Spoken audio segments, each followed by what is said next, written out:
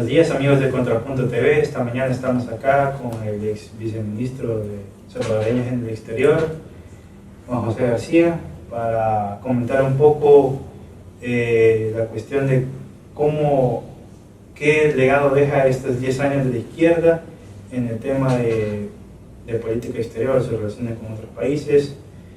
Juan José, gusto tenerlo acá.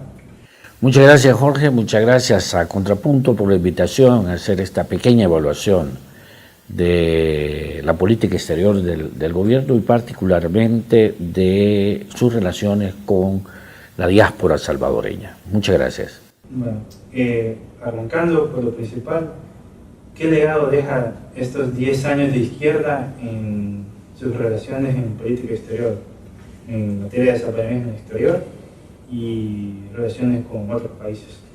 Bueno, comenzaríamos por sus relaciones, lo que deja este gobierno del profesor Sánchez Serén y la gestión del canciller Martínez, fundamentalmente, a la cabeza del Ministerio de Relaciones Exteriores. Originalmente, el modelo de relaciones exteriores que el gobierno del profesor Sánchez Serén plantea al inicio de su gobierno, en el 2014, teóricamente se señala este modelo de servicio exterior como un modelo abierto al mundo, sin trabas ideológicas o políticas para establecer relaciones con otros países, y buscando siempre en este modelo alcanzar los objetivos estratégicos nacionales. Ese era el planteamiento conceptual, dijéramos, ¿no? En el cual se basó el modelo de relaciones exteriores que trataba de implementar el gobierno del profesor Sánchez Serén. A 5 años de implementar supuestamente este modelo, encontramos un grave déficit, ¿no? En primer lugar, los hechos demostraron que no era un modelo abierto al mundo, que tenían sesgos ideológicos y que además nunca se plantearon cuáles eran los objetivos estratégicos nacionales por los cuales la política exterior tenía que trabajar en el concierto de las naciones para conseguirlo. Evidentemente, desde el inicio, al nomás entrar al gobierno, hicieron un acto muy importante que marcó el rumbo de la política exterior, que era precisamente la entrada a Petrocaribe. Recuerdo que inmediatamente a la toma de posesión, en la semana siguiente, se hizo un gran acto en Cancillería, mediante el cual El Salvador entraba a Petrocaribe, al Grupo ALBA.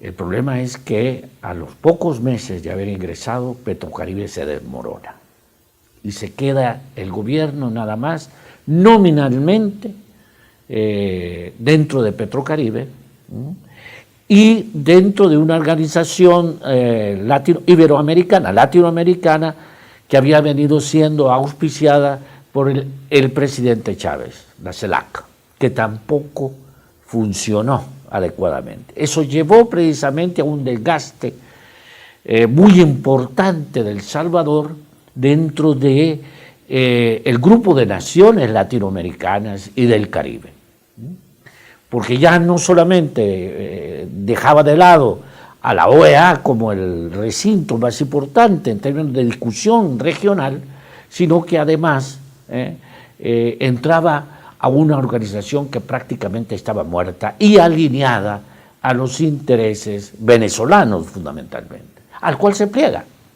la política exterior. Eso llevó precisamente a enfrentamientos muy fuertes con el gobierno de Estados Unidos. A pesar de que el gobierno de Estados Unidos había prometido una asistencia importante para el desarrollo de este país, el gobierno toma otro rumbo.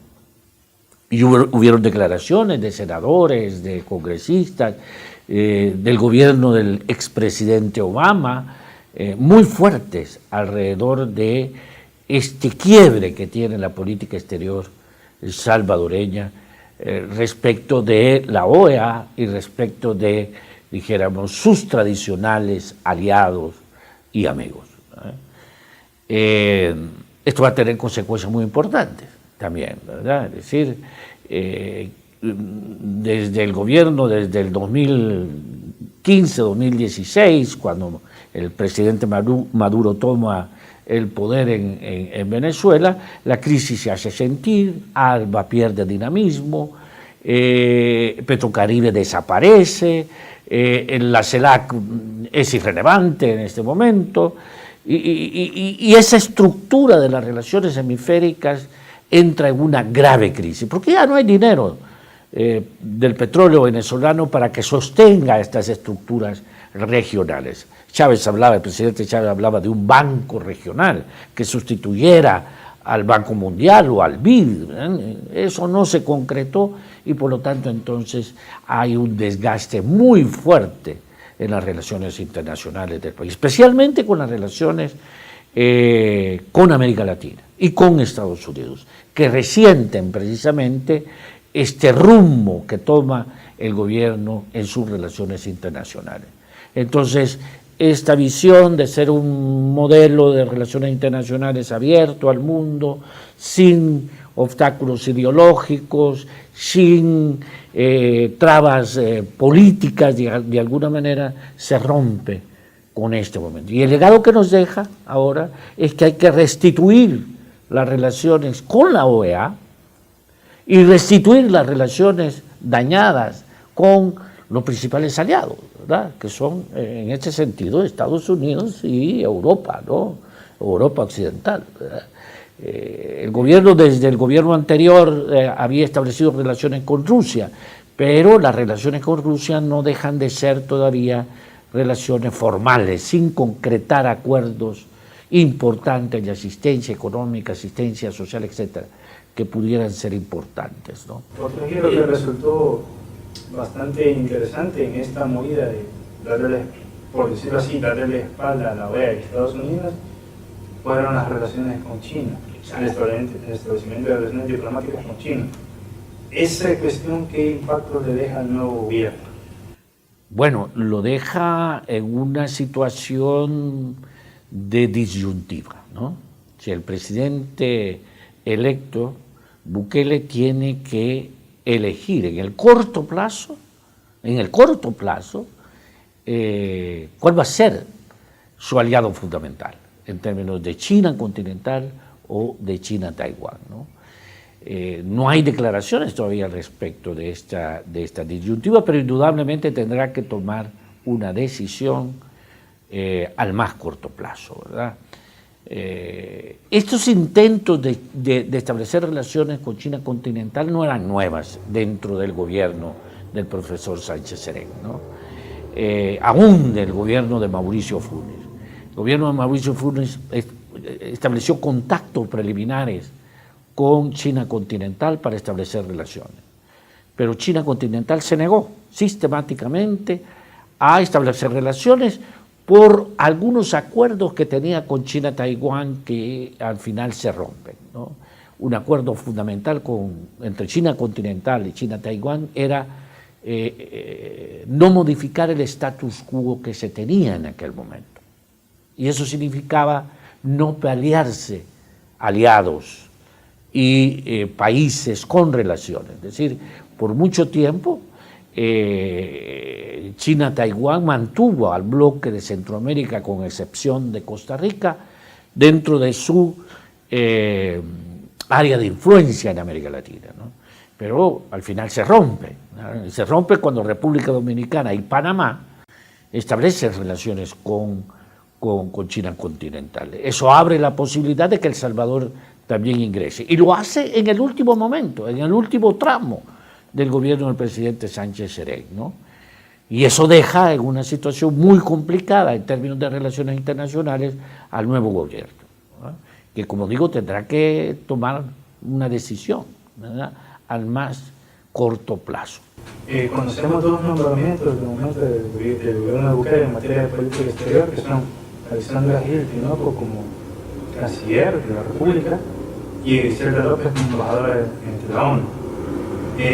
Para recuperar un poco el trabajo que se ha perdido en estos años, ¿qué será lo primero que podrían hacer ellas para restablecer ese estatus que perdió un poco Ucrania?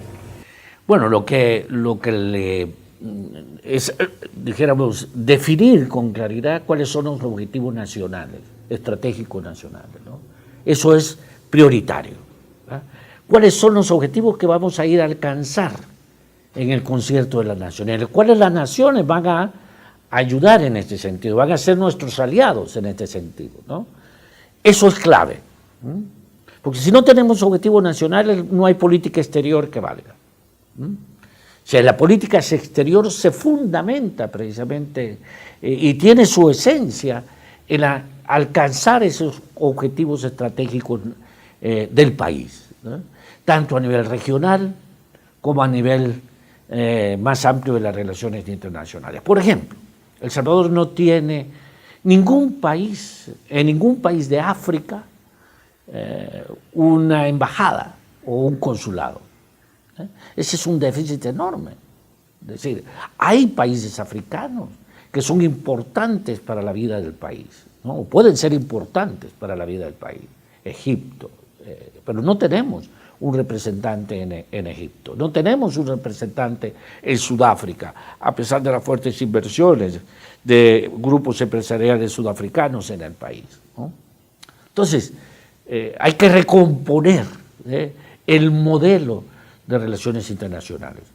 O sea, un modelo de relaciones internacionales tal como se presentó con el gobierno de Mauricio Funes era un modelo nuevo en realidad, era un modelo que de alguna manera ubicaba al país dentro del concierto de las naciones. Lo primero que hace el gobierno de Funes, nomás entrar al gobierno, es abrir relaciones con Cuba, que estaban embargadas desde hacía muchos años, ¿no? Entonces era necesario estar dentro de esta estructura de relaciones internacionales moderna, una estructura de relaciones internacionales que se abra al mundo. No podemos aislarnos, ¿no? Definitivamente, ¿no? Entonces, ese modelo era bueno en realidad. Lo que pasa es que entra en crisis con estas medidas de política exterior concretas que contradecían totalmente este modelo teórico, conceptual de relaciones internacionales. Entonces, lo primero que hay que reconstruir es precisamente cuál es el esquema, la estructura, el sistema de relaciones internacionales que el nuevo gobierno va a implementar. Eso requiere una discusión muy fuerte, ¿verdad? Y requiere además algo muy dañado en este momento por el gobierno del Frente, del FMLN, que es precisamente la estructura del servicio exterior. Un servicio exterior que ya no trabajaba más para los intereses del país, sino para los intereses del partido y los intereses particulares de los funcionarios, ¿no? Ese es un grave daño al país, ¿verdad? Y esta es otra de las grandes tareas que tendrá que enfrentar como desafío esencial el nuevo gobierno y la nueva canciller. Muy bien. Bueno, con eso concluimos. Le agradecemos su presencia en este espacio, que nos haya podido acompañar, y eso es todo. Gracias.